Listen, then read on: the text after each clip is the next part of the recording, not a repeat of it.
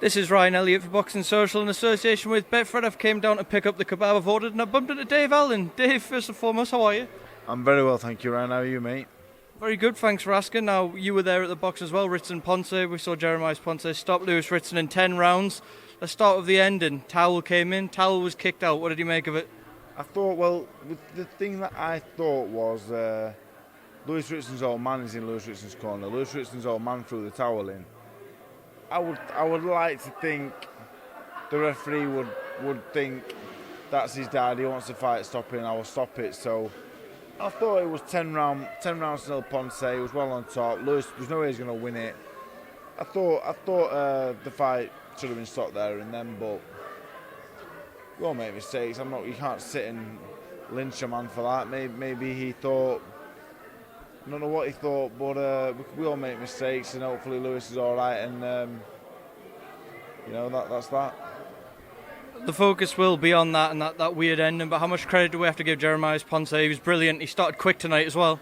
Yeah, he was really good. I looked at his record earlier, and I'm looking at like the majority decision when he had in Germany, I think it was, and I'm thinking he might not be that good, this fella. He might just have a padded record, but came out early, hit Lewis to the body in the first round, and from there on, he would look the stronger, the harder puncher, the sharper. He was busy.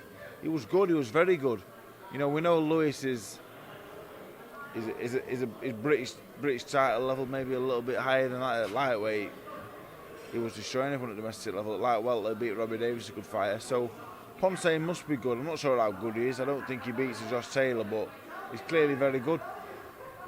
Lewis Ritson, considering he was hurt in the first round, he took some serious licks in there, took his punishment, he got some heart, Dave.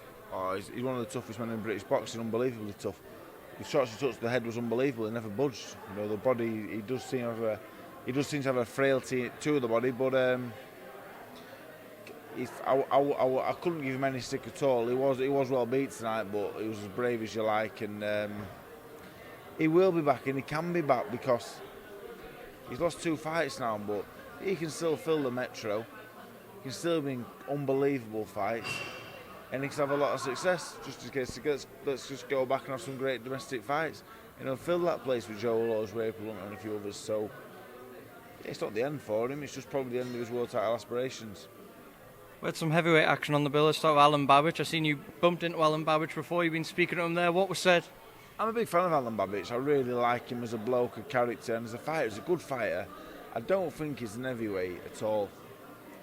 I think he's a very, very, very good cruiserweight. Heavyweight, he's not. I don't think he's big enough for the top level. If you're not top level, if domestic level, he's a nightmare because the pace that he fights at for the big man, it's very uncomfortable. But he's going to stay at heavyweight, and the kind of fella he's not bad if he loses. He'll step up, he'll keep stepping up, he'll keep doing what he does, and eventually he will get beaten. He'll probably go down to cruiserweight. That's the plan, and I wish him all the best of it because I think he's good for boxing. He's good for the scene at the minute. I like him.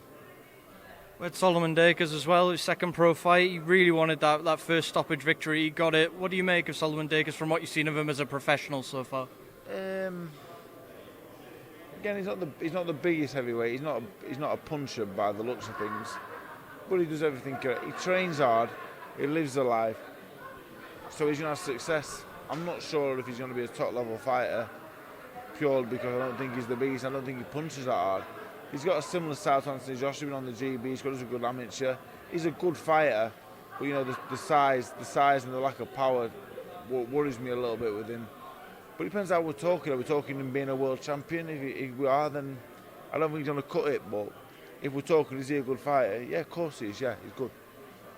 Oh, just come on to yourself, Dave. You are going to be coming back to the ring. Do you know what date we can expect to see you yet?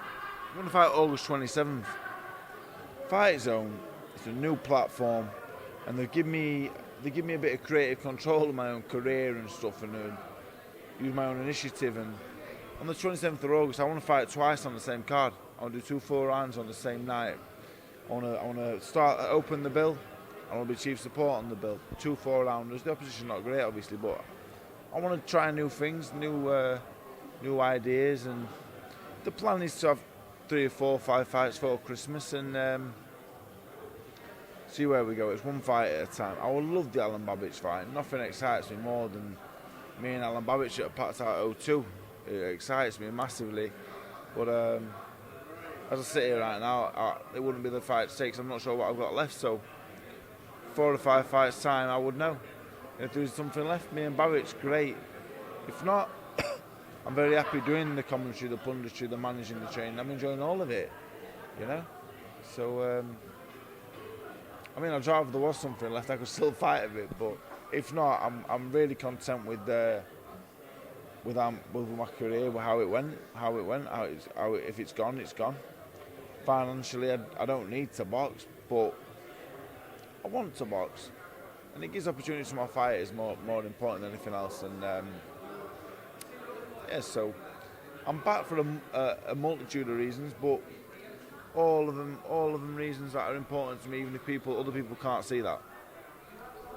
Would you say the main reason is to just enjoy boxing again? We've seen you in your career take fights that you maybe didn't need to, or jumped at things on short notice. This is about just the love of boxing again? The main reason I want to get my fighters busy and active, and me fighting on Fight Zone gives them a platform, they are going to box. My fights that I manage are going to be busy, and nothing's given me a bigger buzz in my life than working the corners at amateur shows. You know, so I get my pros going, the ones that I train, the ones that I manage. I'm going to be over the moon with that, and that's for me. That's the number one reason. Number two, I love boxing. I love it. I do love boxing, and the chance for me to enjoy my boxing. I don't want to bully anybody. I'm not coming back to bully anybody. I do 4 and 6 rounds lower position. I'm not going to be trying to banjo them. I want to be boxing and enjoying it. I want to entertain the crowds, and I'm thinking of ways now where I might do 4 rounds and people might say, oh well, I wish there was more than that. I'm looking at boxing twice on the same card, or I don't know. They're the ideas that I'm trying to think of currently. But I love boxing. I'm not going to be a world champion right now. Came to terms with that. That's fine. Probably not going to be a European champion, but I can still fight a bit. I've sparred recently at, low-level professional stuff, and they don't last a round because I'm a good, solid pro, experienced, I'm strong, I can punch. So I know there is something left at that level. So I just want to enjoy it. But more important than that, if people are enjoying me doing it, I will do it. If not, if people say, you know what, Dave, we'd rather not see it really, and YouTube comments and social media comments, they're not going to be the answer. The answers will be the people that turn up on the door and buy the ticket and the viewing figures at home. So they will tell the story. August 27th, I will box 100%, and we'll go from there. We'll see what the viewing figures say. We'll see what the numbers through the door say. I'll make a decision based on that. Dave, just a couple more before I let you go. I appreciate it's like 1:30 in the morning or something. I've just pulled you to one side here.